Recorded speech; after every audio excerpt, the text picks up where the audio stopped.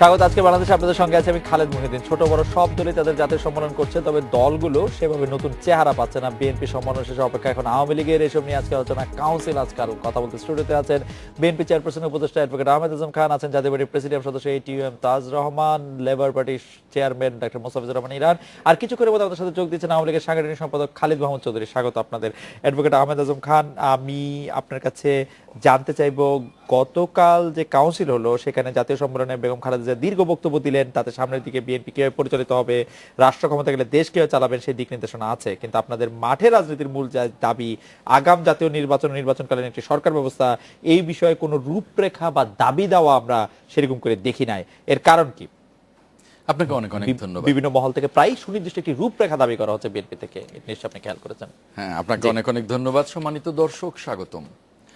আপনি নিশ্চয়ই আপনার বক্তব্যেই বলেছেন যে 6 বছর পর বিএনপি একটি কাউন্সিল করেছে এবং একটি ঐতিহাসিক কাউন্সিল করেছে। অর্থাৎ আমরা 2800 মতো, কম বেশি 2800 কাউন্সিলরকে ইনভাইট করেছি সারা দেশ থেকে এবং 10,000-এর কিছু উপরে ডেলিগেট ইনভাইট করেছি। তাহলে ওই 12-13 হাজারের মতো, অথচ সেখানে 3 লাখের উপরে সেখানে নেতা কর্মীদের সমাবেশ ঘটেছে। অর্থাৎ এই কাউন্সিলকে ঘিরে তারা কাউন্সিলর কার্ড চায়নি, ডেলিগেট কার্ড চায়নি, খেতে চায়নি, চেয়ার চায়নি। স্বতঃস্ফূর্তভাবে এই যে লক্ষ লক্ষ লোকের সমাবেশ, এটাকে আমি নিঃসন্দেহে ঐতিহাসিক বলবো। আর এটাকে কোনোভাবে সহ্য করতে না পেরে আমাদের একজন মন্ত্রী বলেছেন বিএনপি ঘুরে দাঁড়াতে পারবে না। এত বড় রাজনৈতিক দলের এত বড় ঐতিহাসিক কাউন্সিলের পরে এই রাজনৈতিক দলটি ঘুরে দাঁড়াতে পারবে না। অর্থাৎ নিজের কাছেই বোধহয় নিজে কথাটি বলে বোধহয় নিজের বিবেকের কাছেই বোধহয় দংশিত হয়েছে। আপনি কি মনে করছেন বিএনপি ঘুরে দাঁড়াতে পারবে? বিএনপি ঘুরে দাঁড়াতে পারবে এই কথাটা তো ভবিষ্যৎ, পারবে বলতে ফিউচার টেন্স বোঝায়। বিএনপি ঘুরে দাঁড়িয়েছে, মানে কোথা থেকে ঘুরে দাঁড়িয়েছে? বিএনপি কি উল্টা দিকে ছিল? মানে ঘুরে দাঁড়িয়েছে মানে কি? মানে বিএনপি উল্টা দিকে ফিরেছিল? না, বিএনপি উল্টো দিকে ফিরেছিল না। বিএনপি এই 9 বছরে এই ফখরুদ্দিন মঈনুদ্দিন সরকার থেকে শুরু করে এই সরকার পর্যন্ত এদের অত্যাচার, নির্যাতন, গুম, খুন, বিচার বহির্ভূত হত্যাকাণ্ড, লক্ষ লক্ষ মামলা, লক্ষ লক্ষ নেতাকর্মীদের জেলে পোরা, তাদেরকে নির্যাতন করা, এই যে প্রায় কোটি খানেকের মতো নেতাকর্মী বিভিন্নভাবে নির্যাতিত হয়ে পর্যুদস্ত ছিল, সেখান থেকেই বিএনপি ঘুরে দাঁড়িয়েছে। এবং এই কাউন্সিলের মধ্য দিয়ে বিএনপি এখনো পর্যদস্ত। সেখান থেকেই ওই যে একটা কথা আমরা বলি না যে বিএনপি ফিনিক্স পাখির মতো ঘুরে দাঁড়াবে। আপনার কথাটাকে যদি একটু বিশ্লেষণ করি, মানে বিএনপি ছিল হচ্ছে ধরেন অনেক নেতা কারাগারে, তো তারা এখনো কারাগারে আছে কিন্তু ঘুরে দাঁড়িয়েছে, নাকি কারাগার থেকে বেরিয়ে এসে ঘুরে দাঁড়িয়েছে? না, পর্যায়ক্রমে তো কারাগারে যাচ্ছে, কারাগার থেকে আসছে, তারা নির্যাতিত হচ্ছে, ঘুরে দাঁড়িয়েছে বলতে আমি বলবো যে যেভাবে পর্যুদস্ত ছিল বিএনপি, সেখান থেকে এই কাউন্সিলের মধ্য দিয়ে, অর্থাৎ সারা দেশে প্রথমে কাউন্সিল হয়েছে, শেষ পর্যন্ত গতকালকে কেন্দ্রীয় কাউন্সিলের মধ্য দিয়ে বিএনপি যেভাবে ঘুরে দাঁড়িয়েছে তাতে প্রমাণিত যে বিএনপিকে যারা ধ্বংস করবার ষড়যন্ত্র করেছিল সেটা ব্যর্থ। ধ্বংস হবার মতো দল বিএনপি নয়। বিএনপি বাংলাদেশের একটি জনগণের শক্তিশালী সর্ববৃহৎ রাজনৈতিক দল। এখন আপনি যে বিষয়টা বললেন যে নেতাকর্মীরা রূপরেখা দেখে শুনেছেন, কিন্তু আগামী দিনের সংগ্রামের জন্য কেন বা আগামী দিনের নির্বাচনের জন্য আগাম দাবি করেননি। এটা কাউন্সিলে আমরা আমাদের বক্তব্য দেই, এটা জনসভা না যে সরকারের কাছে আমরা কোনো দাবি করব। এই দাবিটি আমরা অনেক আগে থেকেই করে এসেছি। অর্থাৎ 5 জানুয়ারি 2014 নির্বাচনের পর থেকে আমরা বলে এসেছি যে ওটা নির্বাচন ছিল না, নির্বাচন নামক তামাশা ছিল। এখন একটি অবাধ এবং নিরপেক্ষ নির্বাচনের জন্য সরকার যে সংলাপের কথা বলেছিল যে আলোচনার মধ্য দিয়ে দ্রুত আমরা ব্যবস্থা করব, সেই সংলাপের জন্য আমরা গত 2 বছরের বেশি সময় ধরে আমরা কিন্তু বলে আসছি। কিন্তু কাউন্সিলটা হলো আমাদের নিজেদের সাংগঠনিক একটা বিষয়, সারা দেশের নেতাকর্মীদেরকে ঐক্যবদ্ধ করে জাতীয় পর্যায়ে একটা পরিবর্তনের বা নতুন কমিটি করবার বিষয়। সেখানে কোনো দাবি দেওয়া সরকারের কাছে বলার বিষয় না। কাউন্সিলে যে কমিটি, সেই কমিটি আপনারা পরে ঘোষণা করবেন 3 মাস পরে। 3 মাস 2 মাস 1 মাস বা না, কাউন্সিলে মানে আমাদের কাউন্সিলে আমাদের চেয়ারপারসন, আমাদের সিনিয়র আপনারা ভাইস সবাই মিলে চেয়ারপারসন চেয়ারপারসনকে দায়িত্ব দিয়ে নির্বাচিত হয়ে গেছে সেটি আগে এবং নির্বাচিত বাকি যে মানে- কমিটি, সেই কমিটির জন্য ওনাকে কাউন্সিলররা দায়িত্ব দিয়েছেন। উনি যত শীঘ্র সম্ভব সেটা ঘোষণা করবেন। সেটার জন্য 3 মাসও বলা যাবে না, 3 দিনও বলা যাবে কেন না। দরকার ছিল যে কাউন্সিল করে বেগম জিয়াকে দায়িত্ব দেওয়া? শুনুন, 351 জনের কমিটি, সেখানে ম্যাডাম খালেদা জিয়ার 10% দেওয়ার মতো আরো ক্ষমতা আছে, ডিসক্রিশনারি পাওয়ার আছে। তো যদি 386 জনের কমিটি ওই 1 ঘন্টার কাউন্সিল সেশনে ঘোষণা করতে হয়, এটা অবশ্যই একটি জটিল বিষয়, যে কারণে কাউন্সিলররা ওনাকে দায়িত্ব দিয়েছেন। আমি এই ব্যাপারে আপনার কাছে এটা কিন্তু আওয়ামী লীগের বেলায় হয়, এটা অন্য রাজনৈতিক দলের ব্যাপার। আমরা এটা শুনবো যে কাউন্সিলরদেরকে যদি এইটাই ঠিক করতে হয় যে বেগম জিয়াই সব করবেন, তাহলে আর কাউন্সিলরটা কি যুক্তি থাকে? অনেক কাউন্সিলে অনেক কিছু হয়। আমরা সেই ব্যাপারে আপনার কাছে আসি। কাউন্সিলরদের বক্তব্য আমরা শুনেছি, কাউন্সিলরদের মতামত আমরা কাউন্সিলর আপনাদেরকে জেনেছি। বেশিরভাগ একটা কাউন্সিল অধিবেশনে সারা দিন ব্যাপী অনেকগুলো বিষয় হয়, যেগুলো আমরা সেরেছি। এবং এটাও গুরুত্বপূর্ণ ছিল যে এই পরবর্তী কমিটিটা কিভাবে হবে, সেই মতামত কাউন্সিলররা আমার মনে হয় দিয়েছেন। যে আমরা আবার আপনার কাছে আসবো। জনাব খালিদ মাহমুদ চৌধুরী আমাদের সাথে এসে পৌঁছেছেন। আজকে রাজনীতির সর্বশেষ খবর, জনাব খালিদ মাহমুদ চৌধুরী, আওয়ামী লীগের কেন্দ্রীয় সম্মেলন পিছিয়ে গেছে, 28 মার্চ হচ্ছে না, নতুন কোন তারিখ এখন পর্যন্ত আমরা জানি না। আমাদের কাছে যেসব খবর অনির্ধারিত সূত্রে আসছে, সেটি হচ্ছে যে আওয়ামী লীগের ভিতরে বিভিন্ন দ্বন্দ্ব থেকেই কাউন্সিলটা পিছিয়ে যাচ্ছে। ব্যাপারটা কি ঠিক? না, এটা হচ্ছে আওয়ামী লীগের কাউন্সিল মানেই একটা বাংলাদেশের রাজনীতিতে একটা বড় খবর। তো কাজেই বিএনপির কাউন্সিল মানে বড় খবর না, সেটা হচ্ছে ওই প্রসঙ্গেই পড়ে আসতেছি, জি, যদি আপনি সুযোগ দেন। তো আওয়ামী লীগের কাছে মানুষের অনেক প্রত্যাশা আছে, পাওয়া আছে, কারণ আওয়ামী লীগের নেতৃত্বেই দেশে স্বাধিকার আন্দোলন হয়েছে, আমাদের স্বাধীনতা সংগ্রাম হয়েছে, এবং মুক্তিযুদ্ধ আওয়ামী লীগের নেতৃত্বে হয়ে আমরা বিজয় অর্জন করেছি। রাইট। এবং আওয়ামী লীগের নেতৃত্বে আমাদের গণতন্ত্র পুনরুদ্ধার হয়েছে। আওয়ামী লীগ স্বৈরাচার বিরোধী আন্দোলনের নেতৃত্ব দিয়েছে, এবং আওয়ামী লীগ আজকে যে দেশের নিম্ন মধ্যম আয়ে যে উত্তীর্ণ হয়েছে, সেটা আওয়ামী লীগের দ্বারাই হয়েছে। আওয়ামী লীগের দ্বারা শিক্ষার অধিকার প্রতিষ্ঠিত হয়েছে, স্বাস্থ্য সেবা নিশ্চিত হয়েছে, স্বয়ংসম্পূর্ণতা অর্জন করেছে। আওয়ামী লীগ আছে মানুষের অনেক প্রত্যাশা। এই কারণেই যে আওয়ামী লীগের, আপনি জানেন যে আওয়ামী লীগের 12 বছর কাছে কিন্তু ওই প্রত্যাশাগুলো যদি একটু মেয়াদী বলতেন। একটি অর্থনৈতিক একটা আমাদের যে নীতিমালা তৈরি হয়, সেটা আমরা 2012 সালে আমরা যেটা করেছি, এটা পরবর্তী 12 সাল পরে আমরা পরিবর্তন করব, যেহেতু আমরা ওই নীতিমালার আলোকেই আমরা দেশের আমরা কাজ করছি দলের মধ্যে। আর আওয়ামী লীগের সম্মেলন নিয়ে আপনি যে কথাগুলো বলছেন, এটা আওয়ামী লীগের সম্মেলন নিয়ে অনেক ধরনের কথাবার্তা আসতেই পারে, কিন্তু আপনি জানেন যে এই বাংলাদেশের সবথেকে বড় যেটা নির্বাচনী ইভেন্ট, সেটা হচ্ছে ইউনিয়ন পরিষদ নির্বাচন। এই নির্বাচনটা আপনার আগামী 22 তারিখে ইউনিয়ন পরিষদের কথা কি আপনারা জানতেন না? নির্বাচনের কথা হচ্ছে আমাদের হচ্ছে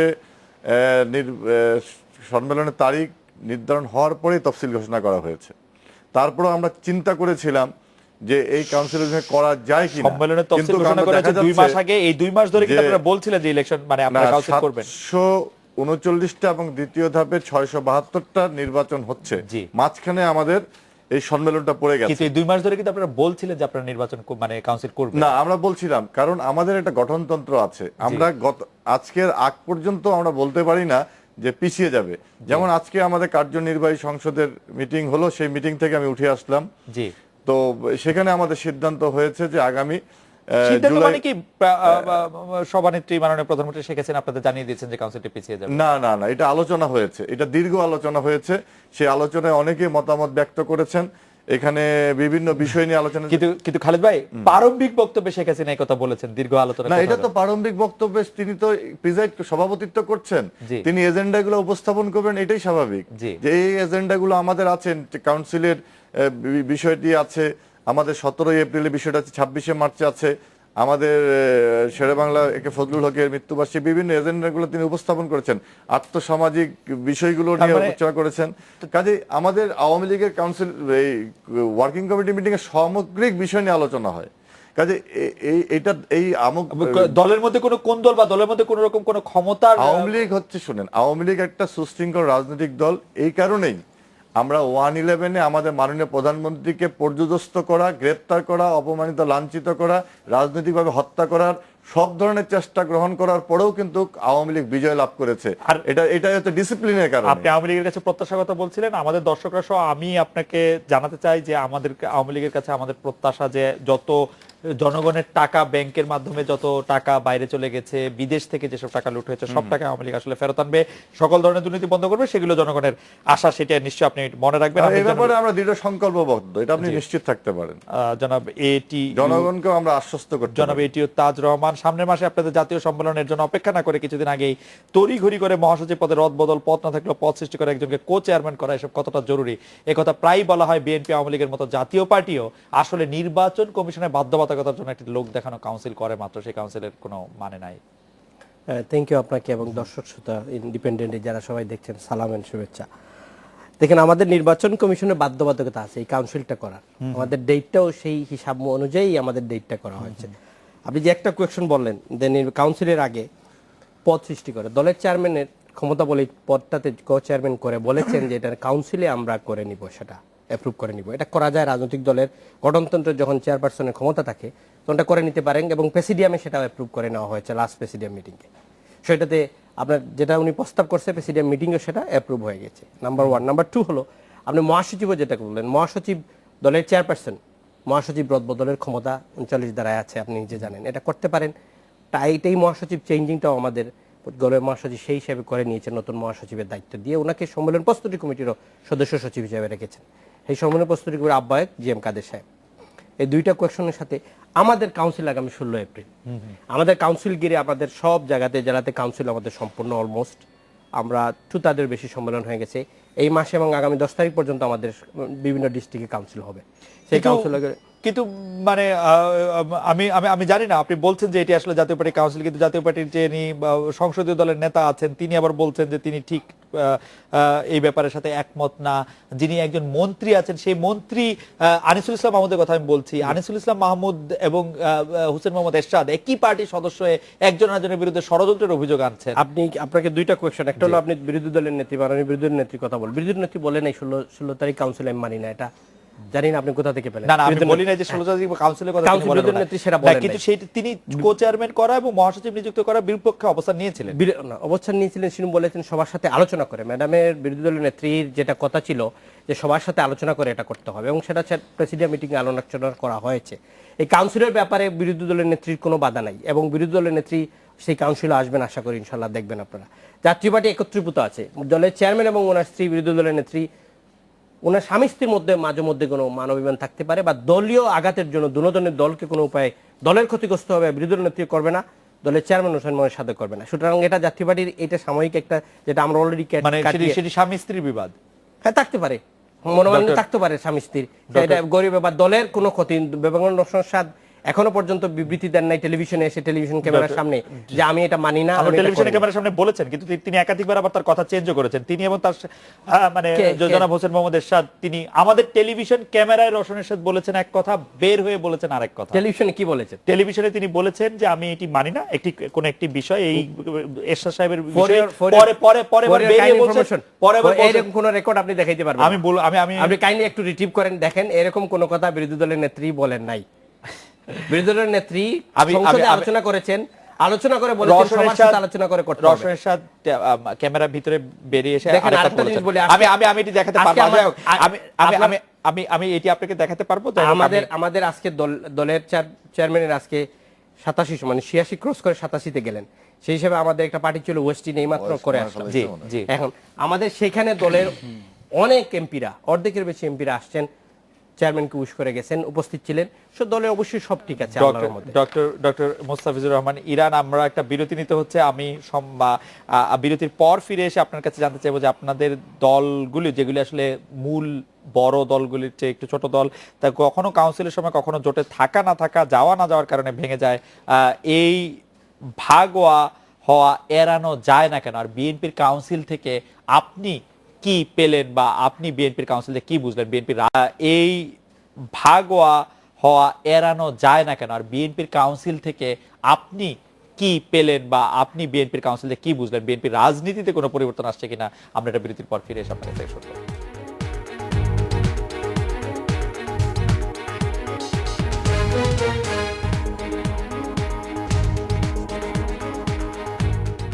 ফিরে এলাম আজকে বাংলাদেশের ডক্টর মোস্তাফিজুর রহমান ইরান। আমি বলছিলাম যে দল কাউন্সিলকে কেন্দ্র করে ভাঙে এবং বিএনপি থেকে কি পেল লেবার পার্টি বিএনপির কাউন্সিল থেকে? আমি শুরুতেই ইন্ডিপেন্ডেন্ট টিভির সকল দর্শকদের শুভেচ্ছা জানাই। আজকে মহান স্বাধীনতার মাসে আমি শহীদ রাষ্ট্রপতি জিয়াউর রহমানকে স্মরণ করছি, যার মুক্তিযুদ্ধের ঘোষণার মধ্য দিয়ে বাংলাদেশের মানুষ ঝাঁপিয়ে পড়েছিল মুক্তির জন্য। আপনি জানেন যে গত কালকে দেশনেত্রী বেগম খালেদা জিয়া বিএনপির চেয়ারম্যান নির্বাচিত হয়েছেন এবং সিনিয়র ভাইস চেয়ারম্যান হিসাবে তারেক রহমান সাহেব নির্বাচিত হয়েছেন। আমি বাংলাদেশ লেবার পার্টির পক্ষ থেকে তাদেরকে অভিনন্দন জানাই। এবছরের বছরটাই হচ্ছে কাউন্সিলের বছর। সমস্ত রাজনৈতিক দলগুলো একের পর এক কাউন্সিল অধিবেশন হচ্ছে। আপনি জানেন যে বাংলাদেশ লেবার পার্টি ইঞ্জিনিয়ার ইনস্টিটিউটে গত 9 জানুয়ারি কাউন্সিল সম্পন্ন করেছে। আমরা মনে করি বাংলাদেশকে গণতান্ত্রিকভাবে প্রতিষ্ঠা করার জন্য এবং আজকে আমাদের যে গণতন্ত্রের যে দুরবস্থা সেখান থেকে উত্তরণের জন্য রাজনৈতিক দলগুলোর মধ্যে গণতন্ত্রকে আরো বেশি বেশি চর্চা খুবই জরুরি হয়ে পড়েছে। কেননা দলের ভিতরে যদি গণতন্ত্র না থাকে তো দেশের মধ্যে গণতন্ত্র প্রতিষ্ঠা করাটা একটা দুরূহ ব্যাপার হয়ে যায়। আপনার দলে গণতন্ত্র আছে? আমার দলে অবশ্যই গণতন্ত্র আছে। আমাদের ডিসেম্বর মাস পর্যন্ত আমাদের মেয়াদ ছিল। আমাদের হলের সমস্যার কারণে, সরকারের অনুমতি না পাওয়ার কারণে আমরা এটাকে 9 জানুয়ারি নিয়ে আপনি কি হয়ে চেয়ারম্যান নির্বাচিত হয়েছেন আবার? আমি আমাদের সারা দেশ থেকে 350 মানে কি বলে আমাদের কাউন্সিলর আছেন, যারা সভাপতি, জেলা সভাপতি, সেক্রেটারি, তাদের ভোটে এবং আমাদের থানা সভাপতিরা হচ্ছে আমাদের কাউন্সিলর। না, কণ্ঠ ভোটে আমাদের। আপনার বিরুদ্ধে কেউ প্রতিদ্বন্দ্বিতা করেছে? অবশ্যই করেছেন। আমাদের ইঞ্জিনিয়ার ফরিদউদ্দিন, উনি আমাদের সিনিয়র ভাইস চেয়ারম্যান। আমাদের পদ্ধতিটা হচ্ছে এখানে যিনি চেয়ারম্যান প্রার্থী হবেন উনি যদি পরাজিত হন উনি সিনিয়র ভাইস চেয়ারম্যান হিসেবে নির্বাচিত হবেন। যিনি মহাসচিব হিসাবে প্রতিদ্বন্দ্বী করবেন তিনি সিনিয়র। আপনাদের পদ্ধতিতে তো অনেক বেশি গণতান্ত্রিক। আমাদের ছোট দল, আমরা চেষ্টা করি গণতন্ত্রকে আমাদের মতো করে। আপনার মাপকাঠিতে তাহলে বিএনপি কি গণতান্ত্রিক দল? বিএনপি চেয়ারপারসন এবং সিনিয়র ভাইস চেয়ারম্যান অনেক আগে নির্বাচিত হয়ে গেছেন। বিএনপি অনেক বড় দল বাংলাদেশের। মানে সেটা গণতান্ত্রিক কিনা? গণতান্ত্রিক অবশ্যই। এই কারণে যে কারণে আমরা দেখেছি যে বিএনপি যখন একটা নির্বাচনী তাদের যেই চেয়ারম্যান এবং সিনিয়র ভাইস চেয়ারম্যান নির্বাচনের জন্য একটা তফসিল ঘোষণা করেছিলেন এবং সেখানে ফর্ম তোলা এবং ফর্ম জমা দেওয়া, উড্ড করার একটা অবস্থা ছিল এবং সারাদিন সেখানে নির্বাচনের যারা দায়িত্বে ছিলেন তারা সেখানে অপেক্ষা করছিলেন যে কেউ ফর্ম কিনে কিনা, কিন্তু দেখা গেছে যে তারেক রহমান সাহেব এবং দেশনেত্রী বেগম খালেদা জিয়া এর বাইরে কেন মনে হয় যে কেউ যে চাইলেন না, কিনলেন না, কেন কিনলেন না? এটা হয়তো দেশনেত্রী বেগম খালেদা জিয়াকে শ্রদ্ধা জানিয়ে তার নেতৃত্বের প্রতি আস্থা এবং তাদের যে ধীরতার কারণে। এই নেতৃত্বের প্রতি শ্রদ্ধা, আস্থা এবং ধীরতার জন্য কি কোনো সংশয় ছিল নির্বাচন কমিশনের? না, অবশ্যই এটাকে গণতান্ত্রিক ভাবে এটাকে অবশ্যই তাদের যেটা করেছে এটাও গঠনতন্ত্র মোতাবেক গণতন্ত্রকে আরো প্রাতিষ্ঠানিক রূপ দেওয়ার জন্য তারা এটা করেছে। আপনারা বিএনপির কাউন্সিল থেকে কি পেলেন? আপনি বিএনপির কাউন্সিল থেকে নতুন কি পেলেন ডক্টর মোস্তাফিজুর রহমান? আমরা গতকালকে, আপনি এতক্ষণ যা বললেন বিএনপি চেয়ারপারসন ভাইস চেয়ারম্যান নির্বাচিত হওয়া, সেটি গত সপ্তাহের খবর আসলে। না, আসলে কালকে এটাকে আনুষ্ঠানিকভাবে এটা কাউন্সিলরদের মাধ্যমে কালকে খবরটা কি পেলেন গতকাল? গতকালকে আমি নেতাকর্মীদের যে উচ্ছ্বাস, আবেগ এবং আমাকে অভিভূত করেছে এবং আগামী দিনের যে গণতন্ত্র পুনরুদ্ধারের যে সংগ্রাম, আপনি জানেন যে বিগত 5 জানুয়ারি উচ্ছ্বাস এবং আবেগ তারা যেই দেশের মানুষ ভোটাধিকার থেকে বঞ্চিত এবং একটা বিরল বিরোধী দল, উদ্ভট বিরোধী দলের মাধ্যমে বাংলাদেশের সংসদ চলছে, সেই 154 জন যেখানে সংসদ সদস্য নতুন পেয়েছেন। আমরা দিক নির্দেশনা পেয়েছি আগামী দিনে আন্দোলন সংগ্রামের জন্য আমাদের কি করণীয় বলেন। উনি আমাদেরকে যে নতুন একটা ভিশনের কথা বলেছেন, যে 2030 এর কথা বলেছেন, আমরা অবশ্যই সামনের দিকে এগিয়ে যেতে চাই। আমি আবার আসবো ডক্টর ইরান আপনার কাছে। আমি অ্যাডভোকেট আহমেদ আজম খান আপনার কাছে জানতে চাইবো যে গতকাল কোন তৃণমূল নেতার বক্তৃতা বিগত কয়েক বছর যে আন্দোলন সংগ্রামে সে ভুল ত্রুটির কথা বলেছেন, কেন্দ্রীয় নেতাদের ভুল সিদ্ধান্ত নেওয়ার কথা বলেছেন, আন্দোলনের নামে তৃণমূলের নেতাদেরকে বিপদে ফেলে গা বাঁচানোর কথা বলেছেন, আপনারা সেটাকে কিভাবে দেখছেন? আপনারা যারা কেন্দ্রীয় নেতা আছেন তারা সেটাকে কিভাবে দেখছেন? দেখুন, ওই যে আপনি যেটা বললেন যে কি প্রয়োজন ছিল, একটা কাউন্সিলে অনেকগুলো সেশন থাকে এবং সেই সেশনগুলোতে কাউন্সিলররা অনেকভাবে অংশগ্রহণ করে। এই যে কাউন্সিল সেশনটা হয়েছে সেখানে যখন মহাসচিব তার বার্ষিক প্রতিবেদন পেশ করেছেন, সেই প্রতিবেদনের উপরে সারা দেশ থেকে আসা অসংখ্য কাউন্সিলর বক্তব্য রেখেছেন। সেই বক্তব্যে অনেক আন্দোলন সংগ্রামের অভিজ্ঞতার কথা তুলে ধরেছেন এবং সেগুলো আমাদের চেয়ারপারসন এবং আমাদের কেন্দ্রীয় নেতারা অত্যন্ত মনোযোগের সাথে শুনেছেন এবং খুব ইতিবাচকভাবে শুনেছেন। সেখান থেকে কেন্দ্রীয় নেতাদের ভুল ত্রুটির কথা বলেছেন যারা আসছেন তারা। কাজ করতে গেলে তো ভুল ত্রুটি হবেই, এবং কাজ এই যে এটাকে- তৃণমূলে এই যে আপনি বললেন যে বিএনপিতে গণতন্ত্রের কি চর্চা হয়, এটাই গণতন্ত্রের চর্চা। এই যে কাউন্সিলররা যে কিন্তু আমি এই তাদের জিনিসটা ঠিক মন বুঝি না, খুলে আজব ভাই। ভুল ত্রুটির কথাগুলো আজব ভাই, বলতে পারলেন। আজব ভাই, আমার কাছে আমি এই জিনিসটা বুঝি না যে কেন্দ্রীয় নেতাদের ভুল ত্রুটি মানে কি বেগম জিয়ার ভুল ত্রুটি না? কিন্তু কেউ বেগম জিয়ার কথা বলেন না, কেউ তারেক রহমানের কথা বলেন না, শুধু বলেন কেন্দ্রীয় নেতাদের ভুল ত্রুটির কথা। শুনেন, এটা এইটা কিরকম? না না না, যদি কেন্দ্রীয় নেতাদের ভুল ত্রুটি হয় সেটা তো বেগম জিয়ার ত্রুটি। শুনেন, ত্রুটি কিনা সেটা তো পরে আসবে। না, যদি- তারা তাদের মনের কথাগুলো বলেছে। তারা মনে কথা তারা- বলার সময় দুজনকে বাদ দিয়ে কেন বলেন? শুনুন। একটা -2 কেন করেন? এই জন্যই করেন যে তারা তারা ভুল ত্রুটির ঊর্ধ্বে। না, তারা ভুল ত্রুটির ঊর্ধ্বে না, তারাও তো মানুষ, তাদের জি। মধ্যেও ভুল ত্রুটি হতে পারে। জি। কিন্তু বাংলাদেশ জাতীয়তাবাদী দলে এই দুজন ব্যক্তি বিতর্কের ঊর্ধ্বে, সকলের কাছে তারা এমন একটা শ্রদ্ধার জায়গায় যে কেউই তাদের সেই শ্রদ্ধার জায়গা থেকে বিচ্যুত হয়ে তাদের সমালোচনা করেন না বা করতে চানও না, শ্রদ্ধার এটাই জায়গা থেকে- স্বাভাবিক। শ্রদ্ধার জায়গা থেকে বিচ্যুত হয়ে সমালোচনা না করেন আমি আসলে ঠিক বুঝতে পারি না। যাই হোক, কারণ আমার কাছে মনে হয় যাকে শ্রদ্ধা করা যায় তাকে সমালোচনাও করা যায়। সমালোচনাও করা যায়, কিন্তু এখানে ম্যাডাম খালেদা জিয়া বা তারেক রহমান তাদের যারা অন্যান্য নেতৃবৃন্দ আছেন তাদের পরামর্শ নিয়েই সকল কাজগুলো গণতান্ত্রিকভাবে সিদ্ধান্ত গ্রহণ করেই করেন।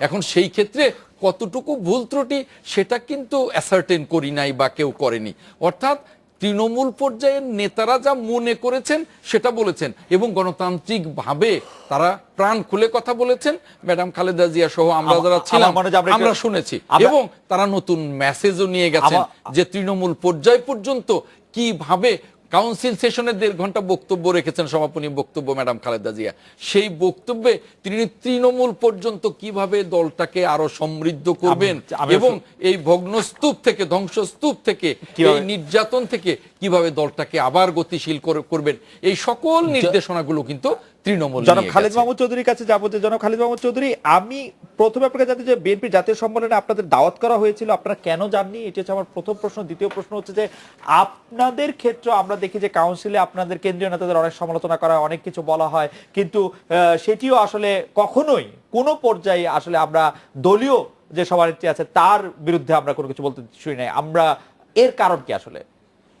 মানে আসলে একই রকম এক ভাবে। নম্বর কথা দেখেন, গত বিএনপির যে কাউন্সিল হয়েছিল সেখানে আমরা গিয়েছিলাম। এবার দাওয়াত দেওয়া হয়েছে কিনা আমার জানা নেই, কারণ আমি সাংগঠনিক কাজে মানে কয়েকদিন যাবত ঢাকার বাইরে ছিলাম। আজকে আমি ঢাকায় এসেছি। তো তারপরেও একটা কথা বলি যে এখানে আমরা জনগণের দায়িত্ব নিয়ে রাজনীতিটা করছি। বিএনপি গত কয়েক বছর যাবত যেই ধরনের মানে নেতিবাচক মানে কর্মসূচি দিয়ে বাংলাদেশের জানমালের যে ক্ষতি করেছে, যেইভাবে অগ্নি সন্ত্রাসের মাধ্যমে দেশের প্রায় 150 জন মানুষকে পুড়িয়ে হত্যা করেছে, গর্ভবতী মাকে পুড়িয়ে হত্যা করেছে, এই যে তাদের কর্মসূচির কারণে আমি কথাটা আপনি প্রশ্ন করবেন উত্তর দিতে দিবেন না, এটা তো হলো না। উত্তর আপনি দিবেন খালিদ ভাই। আমি শুধু আরেকটি প্রশ্ন করতে চাই যে এই কথাগুলো, এই শব্দবন্ধগুলি আর কতদিন না আপনি আর বলবেন? কতদিন না, এই শব্দগুলো তো বন্ধ করে দেওয়ার জন্য ঘটনা হয় নাই। এগুলো তো এগুলোকে আমাদের স্মরণ করতে হবে এই কারণেই, না হলে তো আমাদের পথ চলা ভুল হতে পারে। কারণ এই যে ঘটনা হয়েছে, এই যে এই জায়গাটায় আমাদের দায়িত্বের একটা জায়গা আছে। সেই জায়গা থেকে আমরা মনে করি যে যেই সম্মেলনটা যাদেরকে নিয়ে করা হচ্ছে, এরা এই সম্মেলনটা হওয়ার আগে এই বিষয়গুলো তারা জাতির সামনে পরিষ্কার করে নাই। সম্মেলন হওয়ার আগে একটা প্রস্তুতি, একটা মেসেজ দরকার যে এই সম্মেলন আমরা কি করতে যাচ্ছি। তারা কিন্তু এই বিষয়গুলো অনুতপ্ত হয় নাই, এবং আমরা যে যাই নাই সেটা সত্যতা প্রমাণ হয়েছে এইভাবেই যে বিএনপির সম্মেলনে এই বিষয়গুলো পরিষ্কার হয় নাই। সন্ত্রাসবাদের প্রশ্নের বিষয়গুলো প্রশ্ন, জঙ্গিবাদ, যুদ্ধ অপরাধীদের ব্যাপারে ক্লিয়ার করে নাই, পাকিস্তানের বিষয়গুলো আমাদের ক্লিয়ার করে নাই, এবং এই যে আমাদের নেগেটিভ রাজনীতি, এই রাজনীতি বিষয়গুলো আমাদের কাছে পরিষ্কার না। কাজে আমরা মনে করি যে আমাদের উপস্থিত না হওয়াটা সেখানে যথাযথ ছিল। আর 2 নম্বর যে কথাটি আপনি বলছেন যে আমাদের নেত্রীর বিষয়, আপনি দেখেন মাননীয় প্রধানমন্ত্রী 1975 সালে তিনি পরিবারের সকল সদস্যকে হারিয়েছেন। তারপরে উনি 81 সালে 17ই মে দেশে পদার্পণ করার পর থেকে তিনি তার রাজনৈতিক পথ চলা দিয়ে, তার অভিজ্ঞতার আলোকে দিয়ে আজকে যেই জায়গায় দাঁড়িয়ে আছেন, এই যে দীর্ঘ সময় কিন্তু বাংলাদেশের মানুষের জন্য, বাংলাদেশের জন্য যে অর্জনগুলো হয়েছে, আপনি আমার কথায় আপনি হাসছেন ঠিক না আমি হাসছি মানে কি, আমি শুধু জানতে চাইছি একাডেমিক ড্রেসে, আমি শুধু জানতে চাই হাসতে যে পারেন, ওনাকে কিন্তু সমালোচনা করা যায় কিনা, জনগণ, ওনাকে সমালোচনা করা যায় কিনা? বাংলাদেশের জনগণ হচ্ছে সেটা সাক্ষী যে তার নেতৃত্বে বাংলাদেশ কোন জায়গায় গেছে। সমালোচনা আপনি করবেন যখন কোন নেতৃত্ব যখন ভুল করবে, ব্যর্থ হয়ে যাবে।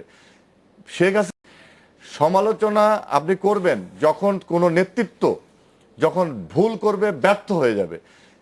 শেখ হাসিনার নেতৃত্ব বাংলাদেশের জন্য ইতিবাচক, তিনি সবসময় সফল হয়েছেন, তিনি ভোট ভাতের আন্দোলনে সফল হয়েছেন, তিনি স্বৈরাচার বিরোধী আন্দোলনে সফল মানে হয়েছেন, আপনি সমালোচনার মতো কোনো উপাদান তিনি পাচ্ছেন না? সংবিধান রক্ষার আন্দোলনে সফল হয়েছেন, তিনি গণতন্ত্র রক্ষার আন্দোলনে সফল হয়েছেন, দেশকে এগিয়ে নেওয়ার আন্দোলনে সফল হয়েছেন। তার ব্যর্থতা কোথায় আপনি যে আপনি তার সমালোচনা করবেন? যদি ব্যর্থতা থাকে তাই সমালোচনা করতে পারবেন অবশ্যই না। দলের আমাদের গণতন্ত্রটা সেইভাবেই গণতান্ত্রিক। আচ্ছা, আমার কাছে মনে হয় যে সর্বশেষ আমরা অর্থমন্ত্রী এবং অর্থমন্ত্রীর কাছে বাংলাদেশ ব্যাংকের গভর্নর এবং এনআরবির এনবিআর এর চেয়ারম্যানের যে কথা শুনেছি, তাতে হয়তো তাকে কিছুটা ব্যর্থ মনে হলেও ব্যর্থতা মনে হতে পারে, সেক্ষেত্রে তার সমালোচনা করা যেতে পারে, তার সমালোচনা করা যেতে পারে। সরকার পরিচালনার ক্ষেত্রে আপনি বলছেন আমাকে রাজনৈতিক বিষয়টা, আমি সংগঠন কথা বলছি।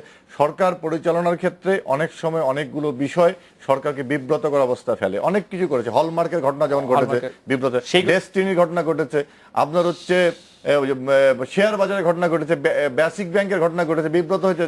মানে নতুন যে আমাদের রিজার্ভের টাকা খোয়া গেল, সেখানে বিব্রত হয়েছে। তার মানে এই নয়, কিন্তু এই না বিব্রত হয়েছে, কিন্তু তার মানে এই নয় যে এখানে মনোবল হারিয়ে গেছে। তিনি কিন্তু এগুলোর বিরুদ্ধে পদক্ষেপ নিয়েছেন, এবং তিনি ব্যর্থ হয়েছেন, সেটাও বলা যাবে না। আমরা একটা বিরতি নিচ্ছি, বিরতির পর ফিরে এসে তাজ ভাই আপনাকে জানতে চাইবো যে এরশাদ সাহেব প্রায় সরকারের কঠোর সমালোচনা করছেন, দলের মন্ত্রীদের পদ ছাড়া আহ্বান জানাচ্ছেন, তিনি নিজে মন্ত্রী পদমর্যাদায় প্রধানমন্ত্রীর বিশেষ দূতের পদ তো ছাড়ছেনই না, যে প্রশ্নের সম্মুখীন আপনাকে বারবার হতে হচ্ছে, প্লাস তার কথাও কোনো মন্ত্রীরাই আসলে শুনছেন না। এটি যা বুঝতে পারছি সেটি হচ্ছে যে এক ধরনের দর কষাকষি তিনি করছেন আরো একটি মন্ত্রীর পদ বাড়িয়ে নিতে। আমরা এই ব্যাপারে আপনার মন্তব্য শুনবো, আমরা একটা বিরতি নিয়ে ফিরছি।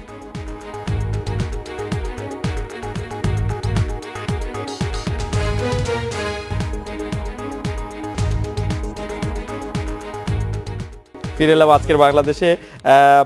এরশাদ সাহেব সরকারের কঠোর সমালোচনা করে দলের মন্ত্রীদের পদ ছাড়া আহ্বান দিচ্ছেন, তিনিও মন্ত্রী পদমর্যাদার পদ ছাড়ছেন না, মন্ত্রীরাও তার কথা শুনছেন না। এরকম পার্টি পরিচালনার মানে কি আসলে? এরশাদ সাহেব বিরোধী দল, জাতীয় পার্টি বিরোধী দল, এই বাইরে একটা কথার কিন্তু উত্তর না দিলে হয় না। দলকে রিপ্রেজেন্ট করে যখন আসি দলের কথা বলতে হয়, উনি বলছেন বিরোধী দল, যে আমরা উদ্ভূত একটা বিরোধী দল আছে। বিরোধী দল যেটা এখন সংসদে জাতীয় পার্টি আছে, নির্বাচনের মাধ্যমে, সংবিধানের মাধ্যমে সংসদে এসে বিরোধী দলের ভূমিকা পালন করছে। এখানে যদি বিএনপি নির্বাচনে অংশগ্রহণ না করে, তার দায়ভার কি আমরা বিরোধী দল হিসাবে সেটা নিব? জাতীয় পার্টি যদি 5 জানুয়ারি নির্বাচন না যেত, তাহলে দেশে 111 হচ্ছে ভয়াবহ একটা অবস্থা হতো। গিয়েছে বলে আজকে সংবিধান সুরক্ষিত, দেশ সুরক্ষিত, জাতি সুরক্ষিত, আমরা সবাই সুরক্ষিত। দ্বিতীয় প্রশ্নতে আসি, আপনি বলছিলেন হুসাইন মোহাম্মদ এরশাদ বলেছেন, বারবার মন্ত্রীদেরকে বলেছেন ছাড়ার জন্য। এই কথাটা ঠিক না, এটা আবার একটু রেকটিফাই করে বলি। লাস্ট প্রেসিডিয়াম মিটিং যেটা হয়েছিল আমাদের, সেই প্রেসিডিয়াম মিটিংয়ে আলোচনা করে বলা হয়েছে যে আমরা অচিরেই সিদ্ধান্ত গ্রহণ করা হবে মন্ত্রিত্ব থেকে কখন এবং কবে আমরা ছাড়ব। সাংবাদিকরা প্রশ্ন এবং করেছিল হুসাইন মোহাম্মদ এরশাদকে, উনি বলেছেন আমি বিশেষ দূতের যে অলংকারিত পোস্ট আছে, সেই পোস্টের জন্য, পদত্যাগের জন্য আমার মাননীয় প্রধানমন্ত্রীর সাথে দেখা করে কি আমি পদত্যাগপত্র দিয়ে আসবো। প্রধানমন্ত্রী সময় দিলে আলোচনা করব কিভাবে আমরা পদত্যাগ করতে পারি। আমরা আরেকটা সিদ্ধান্ত প্রেসিডিয়াম মিটিং এ নিয়েছি। আপনি দলের চেয়ারম্যানকে, তাজ ভাই, এরশাদ সাহেব মন্ত্রীদের বলে নাই তুমি পদ ছাড়া দাও? আপনি এরশাদ সাহেবের ইন্টারভিউ আছে লাস্ট, যেটা দেখবেন। না লাস্ট না, মানে তার আগে কখনো বলে না। এরশাদ সাহেব বলেছেন আলোচনা করে পদত্যাগ, আমরা বাইরে আসলে বাংলাদেশের মানুষ আমাদেরকে প্রধান বিরোধী দল হিসাবে মনে করবে। এখন আপনাকে আরেকটা কথা আমি বলি, আমাদের হুসাইন মোহাম্মদ এরশাদ ক্যাবিনেটের কোনো মিটিং কখনো বিরোধী দলের আপনার সরকারের ক্যাবিনেটে যান নাই, ডাকে নাই, সেজন্য যায় না। না, উনি বিশেষ দূতের পোস্টে আছে, উনি যায় নাই কখনো ক্যাবিনেটে, যেতে হয় ক্যাবিনেট মিটিং এ ডাকতে পারে না। না, যেতে হয় যাইতে পারে না, না এমন যেতে হয় না, না যাইতে পারে না, ওয়ার্ডটা ঠিক না। প্রাইম মিনিস্টার যদি অ্যাডভাইজার যাদেরকে করে, তারা কিন্তু তারাও থাকে না ক্যাবিনেট মিটিং এ, দেখেন না, ক্যাবিনেট মিটিং এ থাকে না। উনি যদি ডাকে নিতে পারে, ডাকলে সে যদি ডাক পায় না, যায় না। প্রধানমন্ত্রী যদি অ্যাডভাইজারদের ডাকে যাইতে পারে, আপনি কিন্তু অট করে নাই না। সুতরাং প্রধানমন্ত্রী ডাকলে ক্যাবিনেট মিটিং আমি যেতে পারি, খালেদ ভাই, তাইলে এটা কিন্তু একটা মিসকনসেপশন হবে। দ্বিতীয় হলো, আমাদের নেতা বলেছেন যে আমরা সরকারকে বিবৃত, দেশকে অস্থিতিশীল করে এমন কোন সিদ্ধান্ত নিব না যাতে সরকার অস্থিতিশীল হয়, দেশ অস্থিতিশীল হয়। যাত্রীবাড়ির মন্ত্রী 3 জন বাইরে হ্যাশ যদি চলে আসে, তাহলে দেশ না, অস্থিতিশীল হয়ে যাবে। কি হবে এখন? দেশ অস্থিতিশীল না, হয়ে এখন যাবে। কি হবে? সরকারের সাথে আলোচনা করে সরকারকে আমরা বলবো আমরা বিরোধী দল। তাহলে আমি একটা কথা বলি, জাতীয় পার্টি চাইলেও দেশকে অস্থিতিশীল করতে পারবে না। না, যাত্রীবাড়ি করবে না, যাত্রীবাড়ি করতে চাচ্ছেও না। যাত্রীবাড়ি কখনোই বাংলাদেশকে অস্থিতিশীল করে নাই ভাই। মানে চাইলেও পারবে না। যাত্রীবাড়ি চায়ও না, কখনো করেও না। চাইলেও যাত্রীবাড়ি পারবে না। এদেশে হরতাল দেয় না। জাতীয় পার্টি বুঝছেন, আমরা দেশ অস্থিতিশীল করার জন্য অন্য গ্রুপ জাতীয় আছে, বাড়ি- অন্যরা করতে চায়। এখন আপনারা যদি মনে করেন যাত্রীবাড়ি সংসদ থেকে চলে আসুক, দেশ অস্থিতিশীল হোক, দেশে একটা না, সমস্যা আমরা হোক, সেটা চাই না। তাইলে এইটা আমরা সেটা চাই না। আপনাকে যদি এই প্রশ্নকে সম্বোধিত আমরা হয়। যেটা চাই না তাজ ভাই, তবে আপনাদের বক্তব্য সবসময় একটু কনফিউজিং লাগে। ডক্টর ইরান, আপনার কাছে জানতে চাইবো যে 20 দলের সিদ্ধান্ত করেন, আপনাদের মতামত কতটা গুরুত্ব পায়, কোন বিষয়ে যৌথ সিদ্ধান্ত নিতে আপনারা বেগম জিয়ার উপর কতটা নির্ভর করেন? ধন্যবাদ। খালিদ ভাই অনেক কথা বলেছেন, দুই একটা কথা তো বলতে হয়। আমার প্রশ্নের একটু জবাব দেন প্লিজ। আপনার কথায় আসছি আমি। জি। আসলে গেল যে আন্দোলনে, আমিও 5ই জানুয়ারি আন্দোলনে গ্রেপ্তার হয়ে 4 মাস জেলখানাতে ছিলাম, এবং আমি আপনার এই অনুষ্ঠানে একদিন একটা বই নিয়ে আসছিলাম, যে সমস্ত পেট্রোল বোমা সন্ত্রাসের কথা আমরা মিডিয়াতে দেশবাসী দেখেছেন, টিভিতে দেখেছেন, এর অধিকাংশ পেট্রোল বোমা সন্ত্রাস সরকারের বিভিন্ন সংস্থা এবং সরকারি দলের লোকজন ঘটিয়েছেন, এবং এজন্য করেছেন যাতে বিএনপির অবরোধটা সফল হয়। বিএনপি সহ 20 দলীয় জোটকে বিব্রত করার জন্য, জনগণের কাছে হেয় করার জন্য, এবং হাজার হাজার নেতা পেট্রোল বোমা না কর্মীদেরকে, ফুটলে অবরোধ কে করতো? হাজার হাজার নেতা অবরোধ কে কর্মীদেরকে মানতো? মিথ্যা মামলা দিয়ে হয়রানি করার জন্য। পেট্রোল বোমা যদি না ফুটতো অবরোধটা কে মানতো?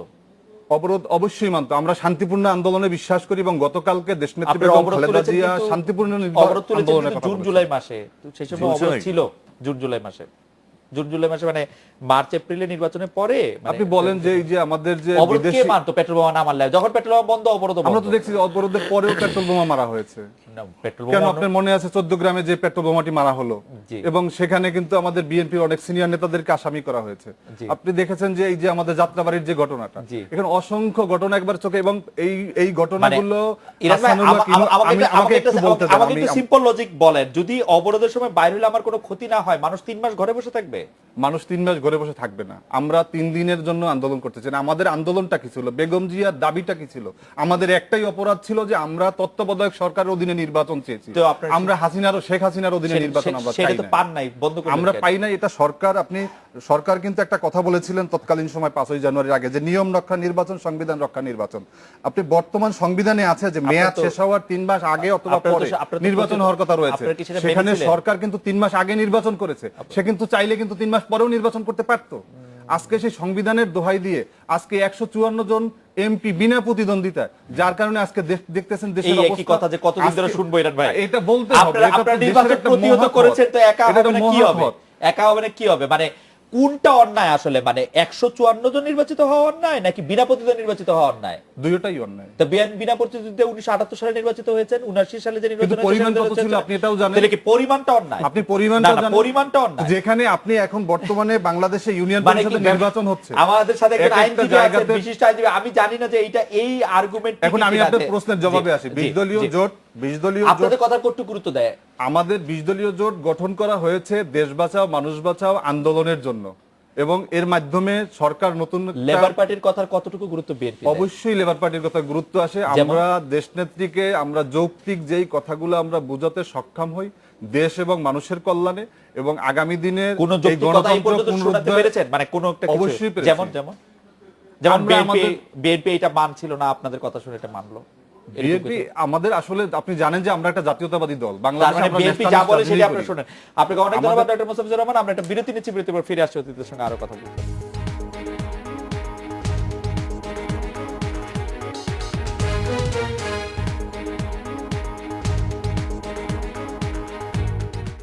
ফিরে এলাম আজকের বাংলাদেশে। আমি অ্যাডভোকেট আহমেদ আজম খান আপনার কাছে জানতে চাইবো যে আমাদের কাউন্সিলের খবর প্রচারে, সরাসরি সম্প্রচারে মূলধারার যেগুলি বেসরকারি টিভি চ্যানেল আছে, পত্রপত্রিকা আছে, তাদের উপরে কোনো সরকারি চাপ ছিল বা হস্তক্ষেপ ছিল এরকম মনে হয় কিনা, বা আমাদের ভূমিকা আপনি কিভাবে মূল্যায়ন করবেন? আমি এই কথাটা নিয়ে আসবো, তার আগে আমি একটু আগের আলোচনায় যেতে চাই। জনাব খালিদ মাহমুদ চৌধুরী বলেছেন যে আওয়ামী লীগের কোনো প্রতিনিধি কাউন্সিলে কেন যান নাই। এর আগে আওয়ামী লীগের সাধারণ সম্পাদক সৈয়দ আশরাফ সাহেব বলেছেন যে আমরা দাওয়াত পাইনি। আমি বলবো যে উনি অনেক বড় মাপের একজন রাজনীতিবিদ। আমি এইভাবে বলবো যে উনি কথাটা সঠিক বলেননি। আমি নিজে সাক্ষী যে তাকে দাওয়াত দেওয়া একজন পুরুষ সম্পাদক এবং দুইজন সহ সম্পাদক গিয়ে দাওয়াত করে এসেছেন এবং তারা কষ্ট পেয়েছেন যে আমাদের একজন সহ সম্পাদক আমাদের চিঠি গ্রহণ করেননি, সমস্ত পত্রপত্রিকা স্টাফ আসছে। দিয়ে চিঠি গ্রহণ করা হয়েছে, ওনারা খুব কষ্ট পেয়ে এসেছেন, তো কাজেই দাওয়াত করা হয়েছে। এই সৈয়দ আশরাফ সাহেব যেটা বলেছেন সেটা ঠিক বলেননি। জনাব খালিদ মাহমুদ চৌধুরী যেটা বলেছেন যে আমরা যাইনি, যে ওনারা তো এই বিভিন্ন ইস্যুতে পরিষ্কার করেননি, আমার মনে হয় উনি বোধহয় পড়েননি যে আমাদের মহাসচিবের যে প্রতিবেদন, সেই প্রতিবেদনে কারা এই পেট্রোল বোমা নিক্ষেপ করেছে, কারা বার্ন ইউনিটকে, ঢাকা মেডিকেল কলেজ বার্ন ইউনিটকে শুটিং স্পটে পরিণত করেছিলেন, এবং আমাদের রাজনীতিতে জঙ্গিবাদ, সন্ত্রাসবাদ, মৌলবাদ এবং বিভিন্ন ইস্যুতে আমাদের বক্তব্য খুব স্পষ্ট করে আমাদের সাধারণ মহাসচিবের প্রতিবেদনও কিন্তু সুন্দরভাবে উঠে এসছে। কাজেই যে অভিযোগটা করেন এই অভিযোগটা আদৌ ধূপে টিকে না। আর একটি কথা না বললেই নয়, আমাদের জাতীয় পার্টির তাজ ভাই বলেছেন যে জাতীয় পার্টি নির্বাচনে না গেলে সংবিধানও থাকতো না, দেশটাও থাকতো না। কিভাবে নির্বাচনটা হয়েছে, তখন এরশাদ সাহেব সকল প্রার্থী প্রত্যাহারের জন্য নির্বাচন কমিশনে দিয়েছিলেন, উনি বোধহয় ছিলেন না দেশে, লন্ডনে ছিলেন, সেটা প্রত্যাহার হয়নি। এরশাদ সাহেবকে কিভাবে ধরে নিয়ে সিএমএ নিয়ে গিয়ে হয়েছিল, কিভাবে, তো চিকিৎসার নামে, এগুলো সব আমরা জানি, বাংলাদেশের মানুষ এখনো ভুলেনি। কাজেই ওইটা যে অদ্ভুত বা উদ্ভট একটা বিরোধী দল, গণমাধ্যম, আপনি আরো একদিন এই নিয়ে আপনার সাথে কথা হয়েছিল, আমি বলেছিলাম যে গণমাধ্যমকে সরকার নিয়ন্ত্রণ করে এবং বেশিরভাগ গণমাধ্যম, বিশেষ করে প্রিন্ট মিডিয়ার চেয়েও বেশি ইলেকট্রনিক্স মিডিয়া বেশিরভাগই সরকারি। কালকে আপনাদের খবর সম্প্রচারে আপনারা কি সন্তুষ্ট? আমাদের খবর সম্প্রচারের মধ্যে একেবারেই সামান্যতম, আমি বিভিন্ন জায়গা থেকে টেলিফোন পেয়েছি যে টেলিভিশনগুলো তো প্রচার করছেই না, ইন্টারনেট বন্ধ আছে, এবং খবরের সময় আমি তো সকাল থেকে গভীর রাতে, আমার মনে হয় আমাকে অসংখ্য জন বলেছে ইন্টারনেট বন্ধ ছিল বাংলাদেশে অনেক সময়, অনেক চ্যানেলে দেখানো হয়েছে, অলমোস্ট অনেক দেশের অনেক জায়গায়, অনেক চ্যানেলে সংক্ষিপ্তভাবে খবরটা প্রচার করা হয়। আমি আপনাকে বলি, প্রায় সবগুলি টেলিভিশন চ্যানেলেই কোনো না কোনো অংশ বা অনেক বড় অংশ সরাসরি এটা দেখানো হয়েছে, যাই হোক অল্প, এবং অডিয়েন্স দেখানো হয়নি, শুধুমাত্র ম্যাডাম খালেদা জিয়ার মানে মুখটা দেখিয়ে। এই কথা ঠিক না, যে মানে আমার মিসেস আমাকে বাসায় আসার পরে সে নিজে বলেছে যে চ্যানেলগুলো চেক করেছি, আমি হতাশ হয়েছি, এবং আমার মিসেস বলছে যে আমার ইন্টারনেট ছিল না। আচ্ছা ঠিক আছে আজব ভাই, আপনাকে ধন্যবাদ। আমি খালিদ ভাই, আপনি আজব ভাইয়ের বক্তব্য সম্পর্কে যদি 30 সেকেন্ড একটু প্রতিক্রিয়া দেন। আজব ভাই অনেকগুলি অভিযোগ করেছেন, বিএনপির রাজনীতি অসত্য দিয়ে ভরা, মানে প্রত্যেকটি জিনিস যে বিকৃতভাবে উপস্থাপন করা, এটা তাদের রাজনীতিক একটা দর্শনে পরিণত হয়ে গেছে। আজকে এটা করতে করতে আজকে এই মুহূর্তে তার মিডিয়ার উপরে কিন্তু ঝাঁপায় পড়লো। কাজেই না আপনাদের থেকে শিখেছে, না এটা আমাদের কাছে শিখলে তো আমাদের কাছ থেকে শিকার অনেক কিছুই আছে, আমাদের কাছে শিকার অনেক রোগ সংক্রামক, স্বাস্থ্য তো সংক্রামক না। যেমন চিকিৎসার কথা তিনি বললেন এরশাদ সাহেবের, ওই মুহূর্তে এরশাদ সাহেবের চিকিৎসা না হতো তাহলে কিন্তু 5 জনের নির্বাচনটা একটু ভণ্ডুল হওয়ার সম্ভাবনা ছিল। কাজে সঠিক সময় এরশাদ সাহেবের চিকিৎসাটা দেওয়া হয়েছিল ওই সময়। কাজে ওইটা না, এখন ঘটনাটা হচ্ছে যে আপনার যে বিএনপির যে রাজনীতি, তা আমাদেরকে এই কাউন্সিলের মধ্যে হতাশ করেছে এই কারণেই যে যেখানে আমরা এক কক্ষ বিশিষ্ট পার্লামেন্টে আমরা এখানে ঐক্যমত্য তৈরি করতে পারছি না, কাদা ফাইল ছুড়াছুড়ি করছি, বা এখানে কার্যকরী করার ক্ষেত্রে মনোযোগী না, সেখানে দ্বিকক্ষ বিশিষ্ট মানে আরেকটা কথা বলা হলো, এটা এই কক্ষটা কি পাকিস্তানি কক্ষ নাকি অন্য কোনো সেটা আমাদের পলিটিক্যাল স্টেটমেন্ট হয়ে গেল। আমি একটু তাজভাই আপনাকে 10 সেকেন্ডে যদি একটু বলেন দ্বিকক্ষ বিশিষ্ট পার্লামেন্ট, আপনারা দুজনে যদি একটু বলেন যে দ্বিকক্ষ বিশিষ্ট পার্লামেন্ট, দ্বিকক্ষ পার্লামেন্টের ভালো সাইড এবং খারাপ সাইড 10 সেকেন্ডের ভিতরে আমাকে বলা সম্ভবই না, নেক্সট টাইম বলতে হবে। তবে বাংলাদেশের এই কক্ষ, সিঙ্গল কক্ষ বিশিষ্ট পার্লামেন্টে বিএনপি যা করে গেছে, নাগাতার উপস্থিত ছিল, এমপির ফায়দা নিচ্ছে, গাড়ি কিনছে, কিন্তু সংসদে 340 দিন অনুপস্থিত। সুতরাং এক কক্ষ যদি না হয় তো দ্বিতীয় কক্ষ করতে হলে দেশকে আরো ঠিক করতে হবে, আমাদের রাজনীতিকদের মতবিরোধ কমাতে হবে, সমঝোতা আসতে পারে।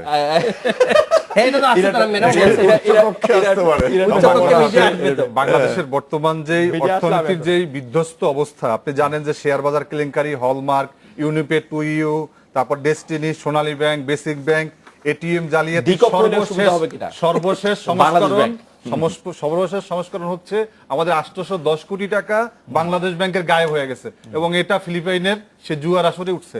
এখন আমাদের বাংলাদেশে প্রধানমন্ত্রী তথ্য প্রযুক্তি উপদেষ্টার কথা আমরা শুনেছি এবং উনি 1 কোটি 60 লাখ টাকা 1 কোটি 60 লাখ টাকা উনি সম্মানী নিছেন। উনি ওনার কি কাজ ছিল?